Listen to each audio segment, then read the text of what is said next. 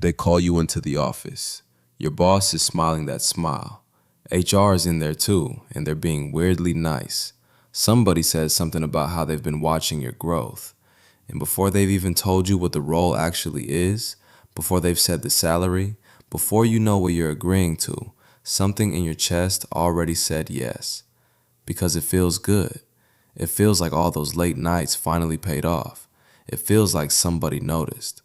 But that feeling, that warm chemical hit of being chosen, that is the exact moment they have you. Because most people accept the promotion emotionally before they ever inspect it structurally. The praise comes first on purpose. Praise lowers your guard. By the time you figure out what you actually signed up for, the role is already on you, and you can't get out of it without looking ungrateful. A promotion isn't a win. Not yet. A promotion is an offer, and every single offer has terms. Real terms. Terms that decide whether the next 2 years of your life are going to build you or break you. Congratulations aren't contract terms. A title isn't protection. A raise isn't really a raise until you've divided it by the hours, the stress, the weekends you'll lose, and the version of you that's going to show up on a Tuesday night 6 months from now. You've been trained your whole working life to see a promotion as proof that you're moving forward. The pride from your parents, the new email signature, the story you finally get to tell. None of that is the deal. The deal is in the structure underneath the title, and the structure is what we have to look at. So before you say yes to anything, refuse to be rushed past one question, just one. What am I being made responsible for? What am I actually being paid for? What power am I getting? What protection am I losing? And who lands in the fire if this thing goes wrong? That's the whole conversation. That's it. 11 things to do before you accept any promotion. Not after, not later, before. 1. Define the actual job, not the fancy title. Titles are marketing. That's all they are. The job description is closer to reality, and the actual day-to-day work is the truth. And those 3 things, in most companies, are not the same document. In one company, manager means a real role with 6 reports, a budget, and the authority to hire and fire. In another, manager means a glorified team coordinator with a spreadsheet, a Slack channel, and the joy of telling everyone the deadline just got moved up again. Same title, 2 completely different lives. So when they're describing the role to you, listen for the corporate phrases, because every one of them is hiding something. When they say you'll be owning the process, that could mean authority, or it could mean blame. Find out which one. When they say you'll be a key point of contact, that could mean influence, or it could mean you're the one whose phone rings at 11 p.m. when something breaks. When they say you'll help drive outcomes, ask yourself, can I actually change the conditions that produce those outcomes, or am I just being asked to deliver them? When they say it's a stretch role, be careful with that one, because stretch what exactly? Your skills, your time, your patience, or your willingness to be exploited? Make them be specific. What do I own? What decisions are mine? What stops being mine? What gets added? What does success look like at 30 days, 60 days, 90 days? Who actually reports to me, not on paper, but in real life? If they can't answer those questions clearly, that is the answer. A vague promotion isn't a generous one. It's flexible, and the flexibility is always for them. They will define the role after you're inside it, when leaving costs more than staying. If they can't define the role before you accept it, they're planning to define it after you're trapped inside it. 2. Calculate the real raise, not the announced raise. Do the actual math on the raise, because the raise is where they love to lie. Slow down with these numbers for a minute. Say you're making $60,000 a year and you work a 40-hour week. 60,000 divided by 52 weeks divided by 40 hours. That's about $28.85 an hour. Hold that number. Now the promotion comes. 72,000. Sounds great, right? $12,000 raise. But the new role is 55 hours a week. Maybe more, but stick with 55. 72,000 divided by 52 weeks divided by 55 hours. That's about $25.17 an hour. You got a $12,000 raise on paper, and you took almost a $4 an hour pay cut in reality. They didn't pay you more. They bought a bigger portion of your life at a cheaper hourly rate.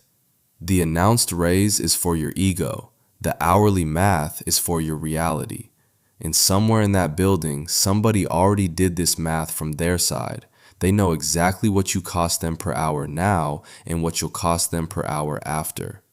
The only person not allowed to do this math apparently is you. And that's just the salary side. The hidden costs are worse. The dinners eaten at your desk, the childcare you suddenly need, the wardrobe that has to look the part, the transportation, the side income that's now gone because you don't have time, the workouts you stop doing, the friendships that fade because you can't show up anymore, the Sundays spent dreading Mondays. So sit down, get a piece of paper, real paper, write down the real hours, write down the real expenses, write down how much recovery time the job actually costs you, then divide. A raise isn't real until you've divided it by the life it takes to earn it. 3. Find out whether you are losing overtime protection. This is the promotion where the paycheck looks cleaner, the title looks bigger, and your time becomes a lot less protected. Yesterday, every hour over 40 had a cost attached to it. Today, every hour over 40 is just called leadership. Some promotions move you from hourly or non-exempt to salaried and exempt. It sounds like a graduation. It sounds like a step up. But in plenty of cases, it functions as a pay cut wearing a graduation gown. A careful note here because this is educational and not legal advice. Generally speaking, in the United States, non-exempt employees are usually entitled to overtime pay for hours over 40 in a work week under the Fair Labor Standards Act. Whether you're exempt depends on specific duties tests and salary thresholds, and those rules vary by state and situation. Check the rules in your location or talk to someone qualified if it really matters to your decision. What you can absolutely do before signing anything is ask, will my classification change with this role? Am I still eligible for overtime? What hours per week are realistically expected? Am I expected to be available after hours? Are travel days and emergency calls and weekend coverage compensated, or are they just assumed? Watch the pattern. The new title comes with a salary that looks bigger than your old one, but the hours expectation comes with no ceiling. 40 becomes 50, 50 becomes 60, and the extra labor just disappears into the word salaried like it never happened. Some promotions don't pay you more, they just make more of your labor invisible. 4. Identify what power comes with the responsibility. This is the most dangerous trap on the whole list. Lean in for this one. The most dangerous promotion is the one that gives you accountability without control. That's not authority. That's a uniform with no badge. You'll be responsible for the team's output. Okay, but can you hire? Can you fire? Can you set people's pay? Can you approve overtime? Can you push back on a deadline you know is impossible? Can you block other departments from pulling your people into their projects? Can you say no without being called difficult? The moment plays out the same way every single time. You're in the meeting, leadership announces an impossible deadline. You raise your hand. You say, "We don't have the staffing for that." They nod, they say something diplomatic, they move on. 3 days later, you're the one standing in front of your team, looking them in the face, explaining why everyone has to work harder. And they're looking back at you like you're the one who decided.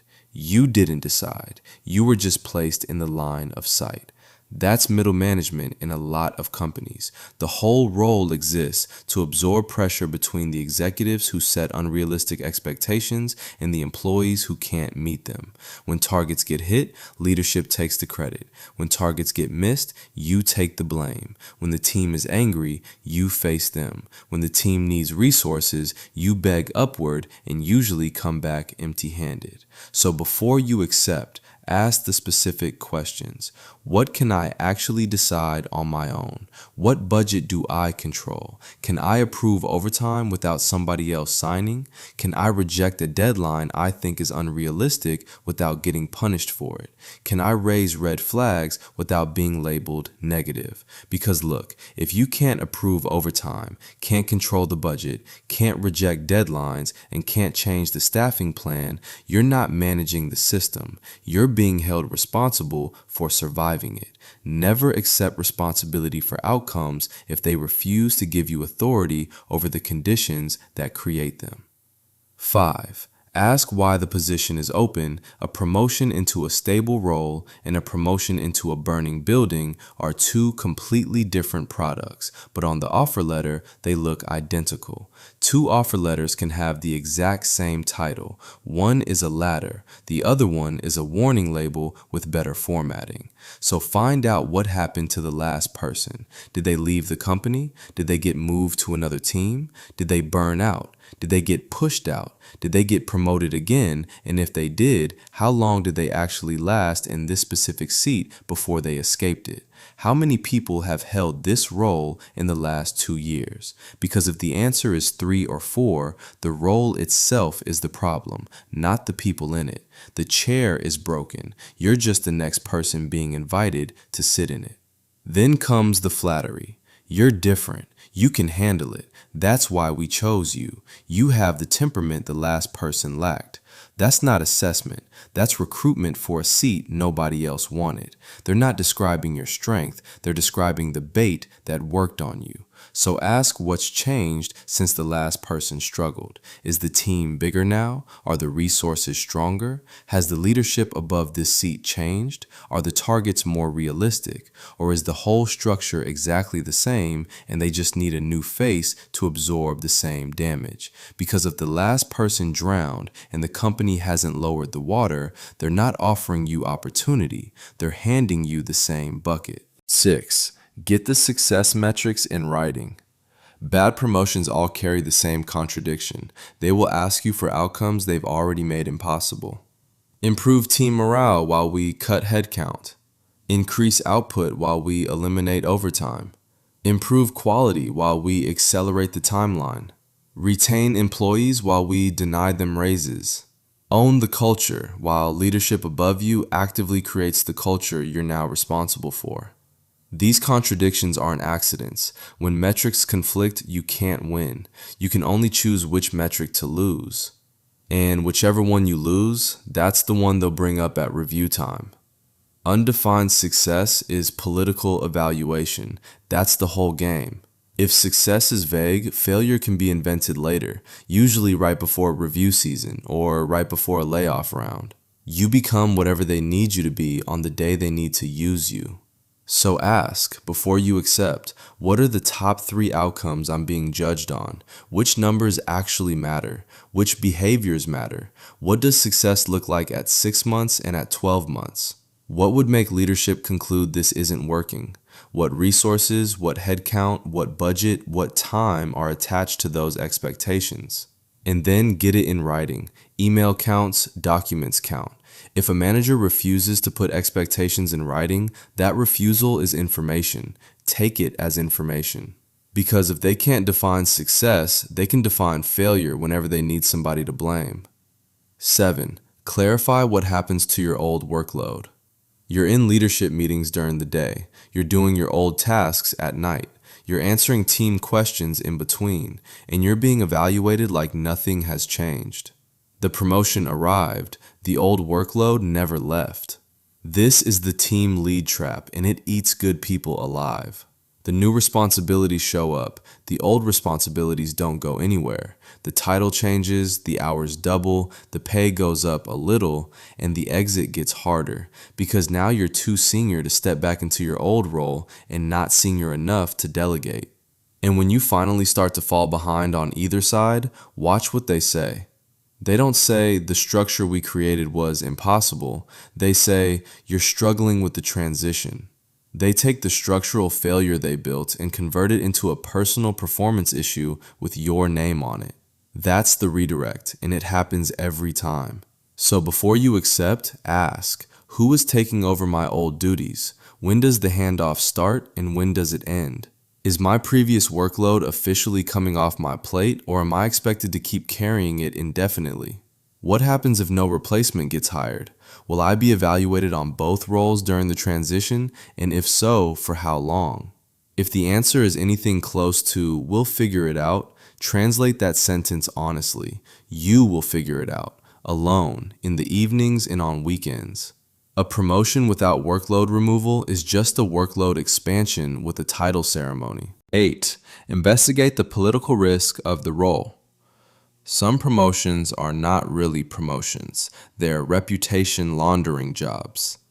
What that means is sometimes they don't promote you because they want your leadership. They promote you because people in the company still trust your face, and they need someone credible to deliver decisions that would sound cruel coming directly from them.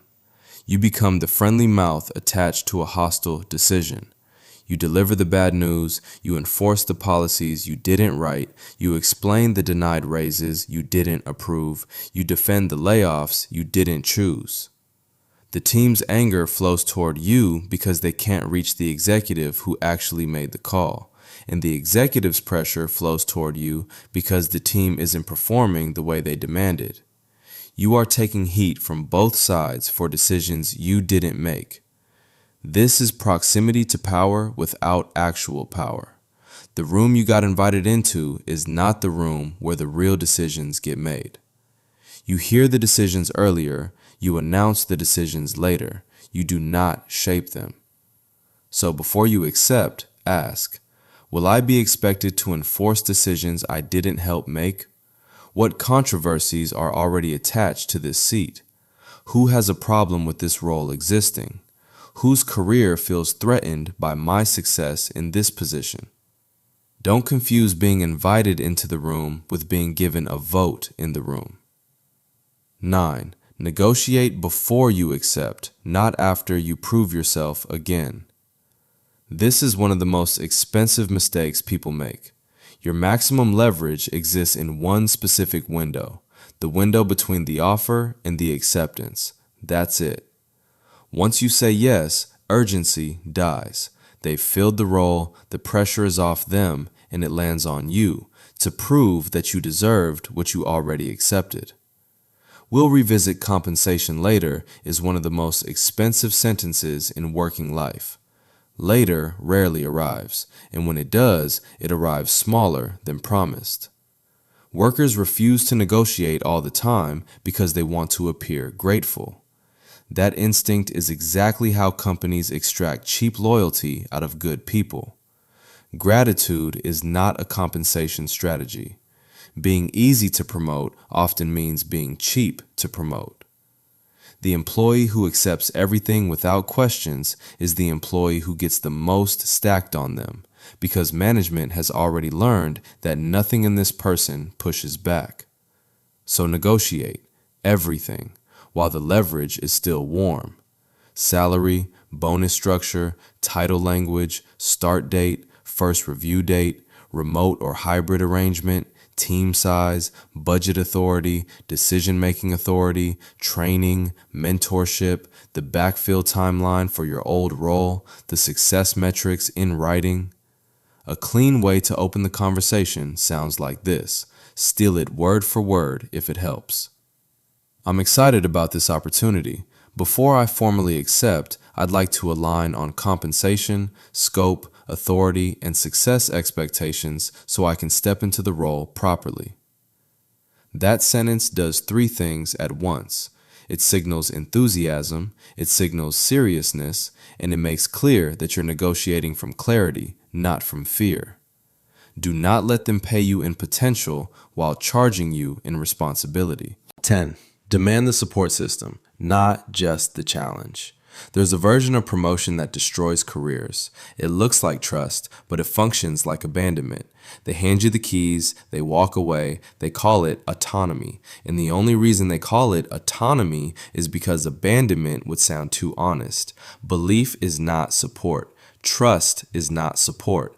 We know you can do it is not support. Real support is training, mentorship, tools, budget, manager access, peer access, realistic ramp time, and adjusted expectations during the period when you're learning the new scope. Managing people is not the same skill as being good at your old job. Leading a function is not the same as doing more of what you used to do. Those are different jobs, and pretending they're not is how new managers fall apart. So ask, what training will I receive in the first 90 days? Who's mentoring me and how often? Who can I actually call when I hit resistance from peers or from above? What tools and budget do I actually control? Will my manager meet with me weekly during the transition? Are my expectations going to be calibrated while I learn this new role? Figure it out as you go. Hear this clearly. You're not being promoted. You're being deployed. A real promotion comes with tools. A trap comes with expectations. 11. Decide whether the promotion serves your life, not just your ego. And this one is the hardest because it's the one almost nobody asks out loud, but it's the one that decides everything. Promotions seduce identity. You want the title. You want your family to be proud. You want your parents to brag about you. You want your old classmates to see the new role on your profile. You want to feel like all those years of work weren't invisible. You want proof that you're moving forward. And none of that is wrong. All of it is human. But some promotions upgrade your status while downgrading your actual life. Better title, worse sleep. Better salary, worse marriage. Better business cards, worse health. Better recognition, worse weekends. Better email signature, worse you. You know the promotion is bad when the new title makes your family proud, but your body starts panicking every Sunday night. You know the offer is dangerous when they can explain why they need you, but they can't explain how they're going to protect you. So sit with the harder questions, even when they hurt. Will this role build skills that travel with me if I leave? Will it increase my options or shrink them? Will it actually increase my income once I account for the hidden costs? Will it damage my body, my relationships, my rest, my side business, my peace? Would I still want this role if nobody could see the title? Am I accepting this because I want it, or because I'm afraid that saying no will make me look ungrateful, uncommitted, or unambitious? Fear is not a strategy. Ego is not a plan. Never accept a promotion that upgrades your title while downgrading your actual life. So look, before you accept anything, slow the room down. Don't let praise rush you. Don't let urgency rush you. Don't let fear rush you. Don't let the title rush you. Ask what the role actually is.